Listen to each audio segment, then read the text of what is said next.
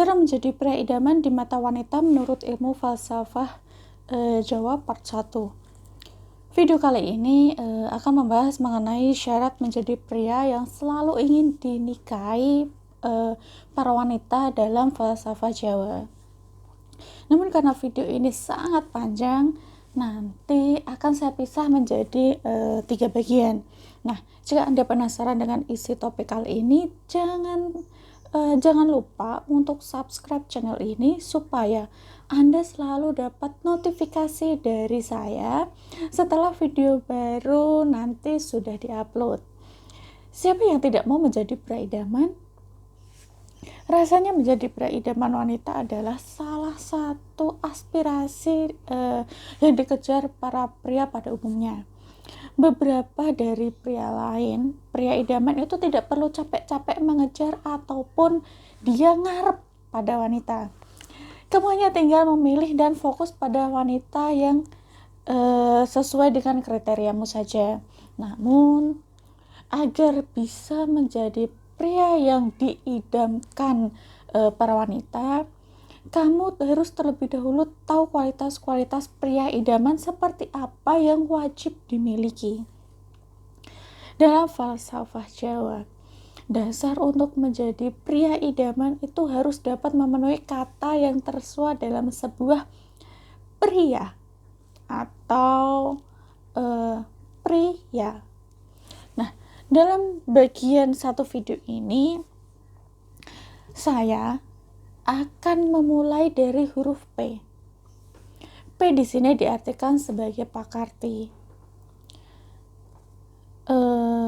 Atau bisa juga Anda artikan pekerti dalam bahasa Indonesia. Adapun makna dari pakarti ini sudah terserat dalam tembang syair Mijil.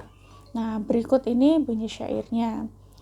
Dedulane guna lawan sekti, kudu andhap asor. Wani ngalah dhuwur wekasane, tumukula yen dipundhukani. Babang yang simpange, ana catur mungkur. Tenang. Bagi Anda yang tidak mengerti artinya, akan saya jelaskan satu persatu. Syair pertama. Dedelane guna lawang sekti, yaitu menjadi pria yang guna dan sekti. Artinya dari kata guna ialah berguna bagi nusa, bangsa dan juga agama.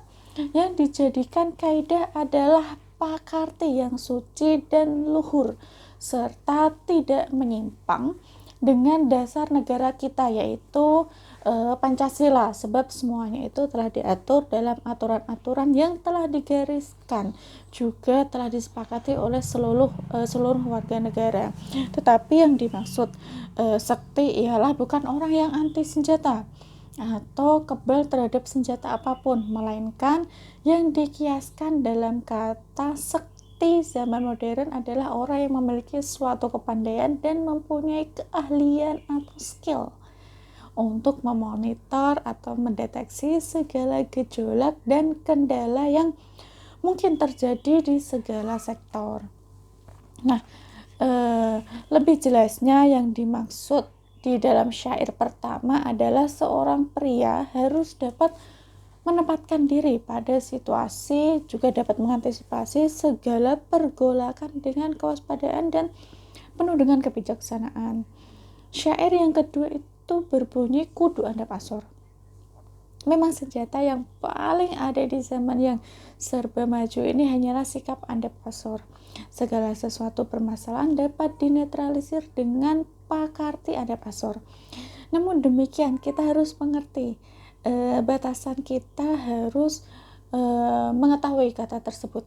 Sebab andhap asor itu bukan sifat seseorang yang takut, melainkan suatu teknis untuk menuju pada kejayaan, namun menggunakan cara yang lemah lembut untuk memperoleh suatu kemenangan yang mutlak dan penuh dengan pertimbangan-pertimbangan yang sangat fleksibel dan tata krama yang luhur.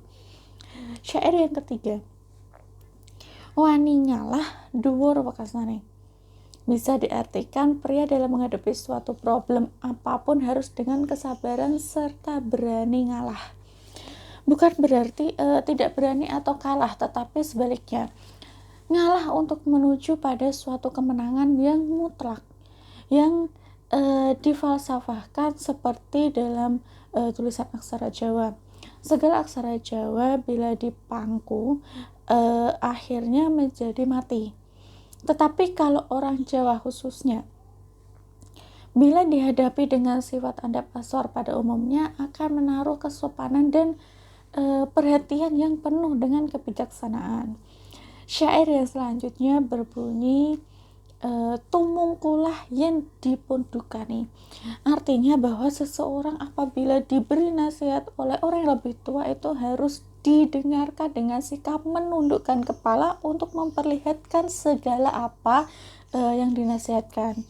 Tetapi dengan sikap tersebut bukannya kita terlalu takut, bukan, melainkan kita memberikan suatu penghormatan kepada orang yang telah memberikan suatu petuah atau amanat kepada kita, dan sekaligus dapat mengantisipasi serta mengoreksi segala yang telah kita terima sebagai bahan acuan untuk melangkah yang lebih maju serta lebih waspada. Syair selanjutnya yaitu Bapang dan Simpangi, yang dilambangkan seperti pria dalam menghadapi suatu problem itu harus dihadapi dengan sifat hening dan heneng. Yang dimaksud dengan hening ialah segala problem yang menimpa pada dirinya dihadapkan dengan jiwa seorang kesatria dan penuh kesabaran serta kewaspadaan. Lalu heneng artinya seorang pria dalam menyelesaikan suatu kegiatan tidak dibenarkan mempunyai rasa ragu-ragu terhadap segala aktivitas yang dikerjakannya, harus percaya pada diri sendiri, atau dengan istilah pepatah kecekel iwake ora butek banyune, yang artinya segala aktivitas itu dapat terselesaikan dengan baik dan lancar tanpa suatu pengorbanan dan tidak merugikan orang lain. Syair yang terakhir ialah ono catur mungkur.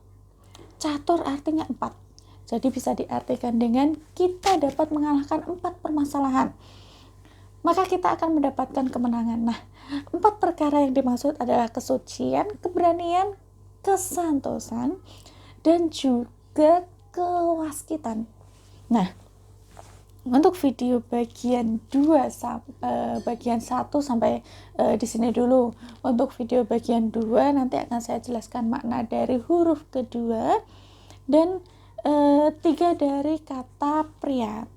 Nah, untuk itu silakan subscribe channel ini supaya Anda tidak ketinggalan update video berikutnya. Sekian dari saya, terima kasih sudah menyimak.